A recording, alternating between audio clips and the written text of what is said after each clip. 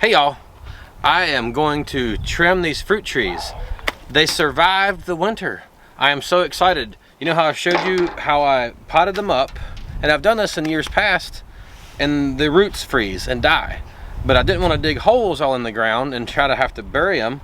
So what I did was I just piled the mulch all around them and in between them and mounded it up, and it worked. They survived. So I've got to stop occasionally because of the wind. But y'all don't know that because we're going to edit it all out. Anyway, so I'm not an expert fruit tree pruner.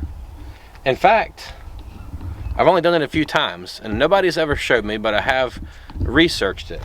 And I know that you don't want all of this stuff through here. You want a long, skinny tree with one or two, they call them crotches. And what that is a limb that comes off. So they recommend cutting the stem off, the main trunk, which is the long skinny part. This one's going to be challenging to find a main trunk on. This one is pretty obvious. It's right here. So I'm going to cut this off right here. And what that's going to do is it's going to force the tree to branch out from here. And I'm going to clean all of this stuff off all the way up to that. So it's a long skinny tree with nothing on it to here, and then from here it's going to just start branching out, and that's going to be the fruit tree. And if I ruin it, these didn't cost me anything other than some time. My neighbor gave them to me. They dug them up from underneath their fruit tree, their peach tree. These are peach trees, and this is my fig tree, and it's kind of iffy. I'm hoping it comes back. It's got some green in the trunk, so I know at least part of it will, but I'm not sure if there's life in these, but I'm not pruning it.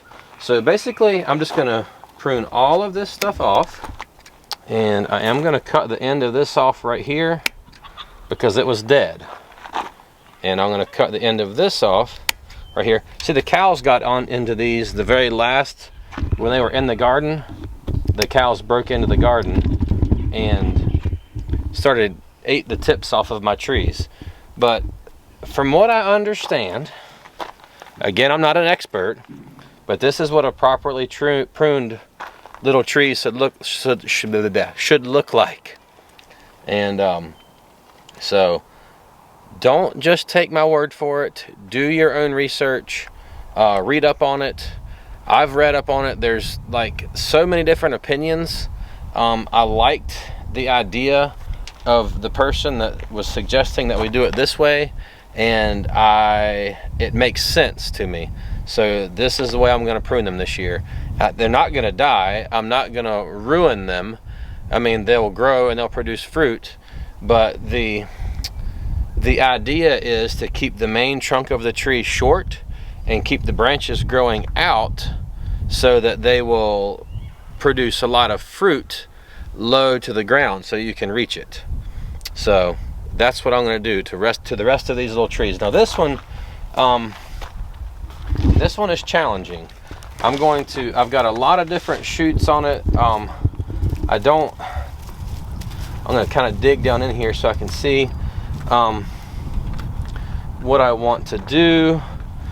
And I think I'm going to go with this as a main trunk and trim everything else off of it. So it looks like I've got a lot of tree here, and it's going to seem devastating to cut all this off, but it's what I've got to do. So now I've got some proper pruning shears. These little Harbor Freight shears are great for pruning this little stuff off.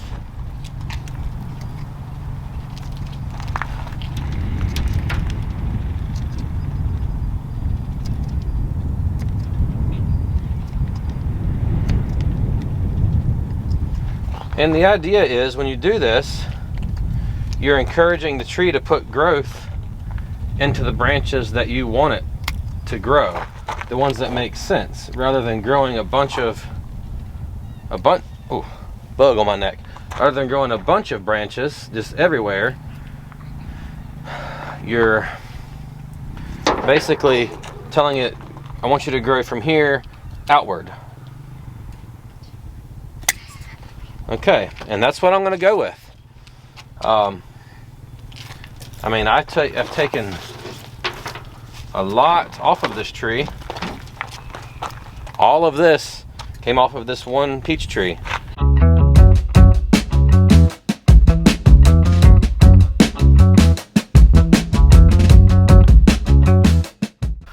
What do you think, Hopi? I like it. You like them pruned? All right. I did think of one other thing I was going to tell y'all. If you can see where the limbs come off of a tree, they've got this little wrinkly part right here. It's kind of a little, it's just a lot real thick wrinkly bark. They said don't disturb that. Cut the limb out past that bark, so that what it is that bark will go ahead and close up, seal up the hole or the opening where you just cut that limb off. So it helps the tree to heal up faster. So I did want to point that out to y'all. And but I think I've got my trees pruned. I'm happy. I'm gonna go down, carry them down to the backyard and set them on the ground, and I think just leave them. I'm gonna bring the greenhouse down another day, and I will put them back in the greenhouse just because I want to protect them from frost. But we're not in any danger of frost for probably a week, I think, at least. So I have a few days, which the greenhouse will probably come down tomorrow. But I do want to take you to the backyard to show you how well our chickens are doing. So we clipped these chickens' wings the other day, and so far it is successful. We have not had any escape. That rooster's getting it. Other rooster. But we did bring Maggie and put her in here. She was with Gabe. Gabe was a little dejected and sad, but he'll be all right. And so we have Maggie in here with them to just help protect them, and they're all staying in, and we are getting like anywhere from 20 to 25 eggs a day at this point, which is amazing because we were getting 0 eggs a day. So we're really happy about that, and they're doing really great down here. It's really fun to look out the window in the backyard and see all these chickens out here. It makes me very happy. As you can see, Gabriel, he's just chilling in his pen, much happier than he was up at the farm. Yeah. Because this is a much bigger pen. Yeah, and the kids are able to get in there and play with them, and he likes that, they like that, so it's very good. It's a good situation. Very good.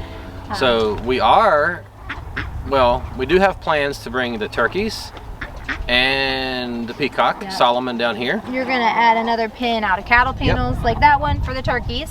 And clip their wings, and clip the same way we do the chicken wings.